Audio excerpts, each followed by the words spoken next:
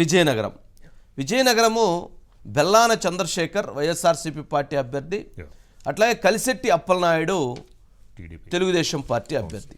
ఇక్కడ పార్టీ యొక్క బలం చాలా ఎక్కువగా ఉంది. పార్టీ బలము మనం చూసినట్లయితే గతంలో వైఎస్ఆర్సీపీ పార్టీకి 4,36,906 ఓట్లు వచ్చాయి. విజయనగరం 5,78,418 ఓట్లు వచ్చాయి విజయనగరంలో వైఎస్ఆర్సీపీ పార్టీకి. టీడీపీకి 5,30,382 ఓట్లు వచ్చాయి. డిఫరెన్స్ 48,000 ఓట్లు డిఫరెన్స్ ఉంది. ఏది మొత్తంగా అక్కడ చూసినట్లయితే మరి అక్కడ గతంలో జనసేన పార్టీ ఎంపీ అభ్యర్థికి 34,000 ఓట్లు వచ్చాయి.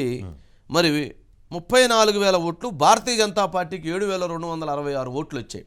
అంటే ఈ లెక్కన చూసినట్లయితే 36 ఇది ఒక దాదాపు దగ్గరగా ఈక్వల్ అయిపోయినటువంటి పరిస్థితి. ఏది గతంలో ఉన్నటువంటి ఓటింగ్.